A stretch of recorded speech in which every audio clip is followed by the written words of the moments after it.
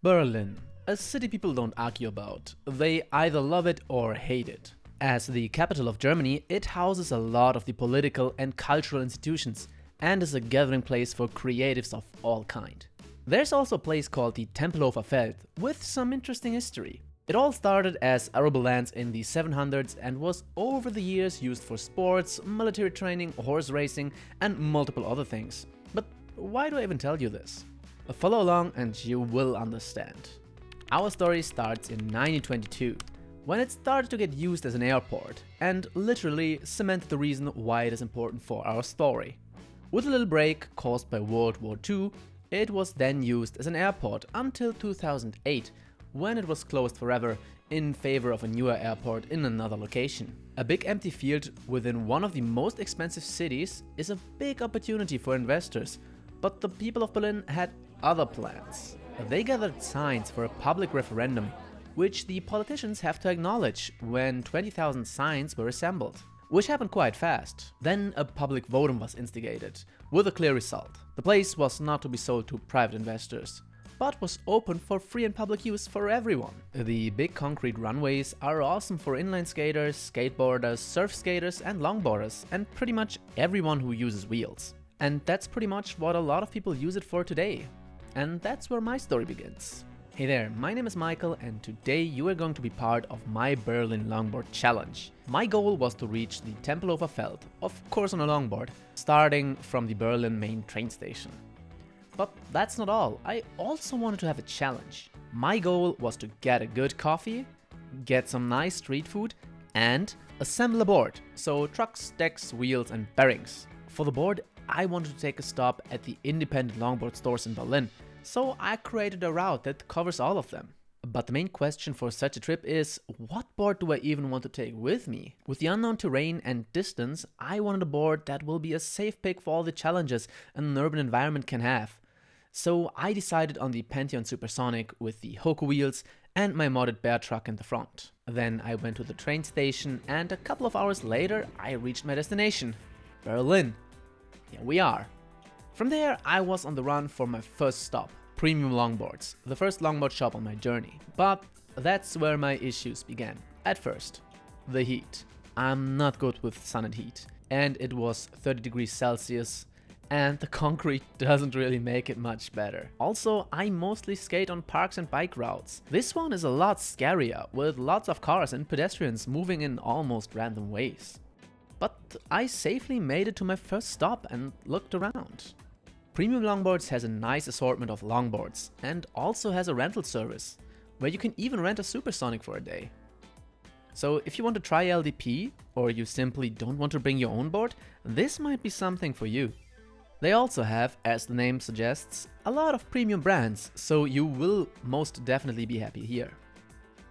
We had a great talk and they are really knowledgeable about gear, so if you need advice, you are at the right stop. For my board assembly, I bought some Powell Peralta snakes and went further on my way. At that point, I was more confident. Cars are mostly respectful and bikers were not even bothered, so it was easy riding. At parts, the streets were separated into closed-off bike lanes, which is awesome and makes you feel much safer. I'm definitely faster than a lot of bikers, but the really fast ones are much faster than me.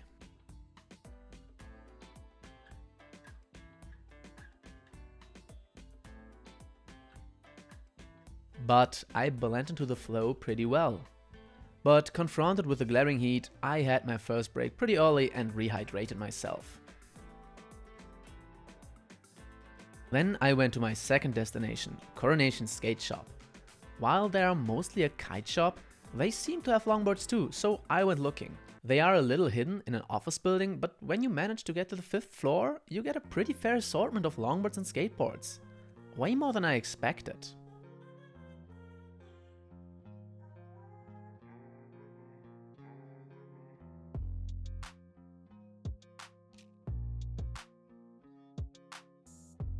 Here I got some bearings and went on to my journey.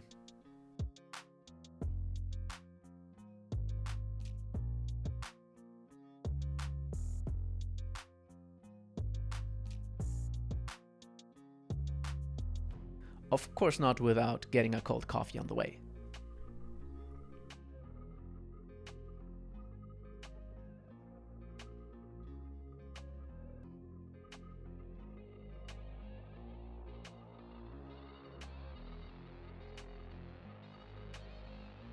The road quality is mixed. Sometimes you get like really smooth bike paths and sometimes just rough pavement. But all in all, it's going pretty good so far. The next step is pretty near, which is the Lassrollen Skateshop, which translates to Let's Roll Skate Shop. The shop feels like a very well curated collection of awesomeness. It was the first shop that has precision trucks like Poppies, so if you want to get some great LDP gear, this one will be the important one for you. And as time went on, we talked about longboarding and the longboard history of Germany. He showed me the back rooms, and what I saw there was fascinating. The back was full of special boards, prototypes and just rare stuff that I've never seen before. I kind of felt like a kid in a toy store. A lot of this stuff isn't in his online store, so if you are looking for something special, contact them. We had a great talk about gear, and if you need good advice, this is also a very great spot for it. I got some 150mm RKP trucks for my board, and we went on and tested a couple of bushings for it. After I was satisfied, I left the Lassrollen shop with some great impressions and went on to my last stop, Bolle&Scheese. It is mostly an online shop with no real physical spot, but you will find some great deals there and some special stuff that other shops don't have. So check out their online store. I asked if pickup was possible and Nico said yes, so I went there and picked up my deck, a loaded Coyote.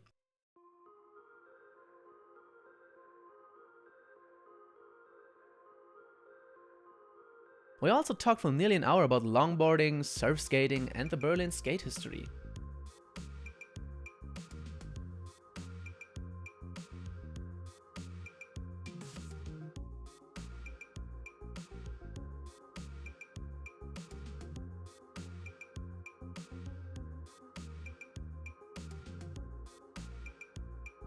While there, I also assembled my board, and this is the result.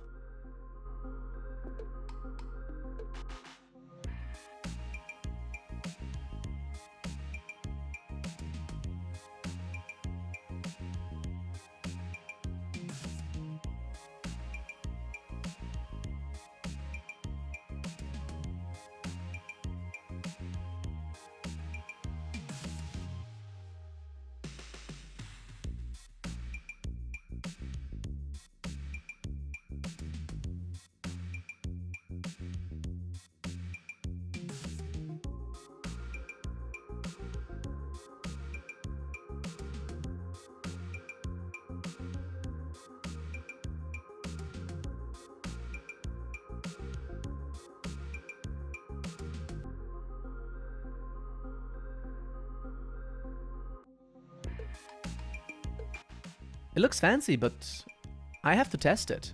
So we're on the way to the last stop, the Tempelhofer Feld.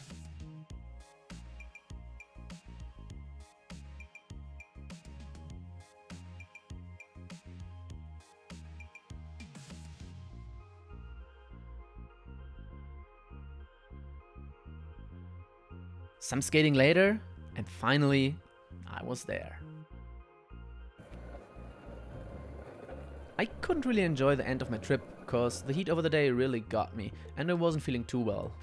So unfortunately I also failed getting something nice to eat because I just simply was tired. But at least I managed to return the next day and use the last few minutes I had in Berlin to test out my new ride. It was a nice challenge for me, which taught me a lot. I had a lot of fun and would recommend you to do the same. It doesn't have to be Berlin, just go out and skate your local city and see what you can find there. Thanks, of course, to all the shops for letting me film and the friendly talks and guidance. I really appreciate it. I hope you enjoyed this video, and if you liked it, feel free to check out my channel and see you on the next one. Bye!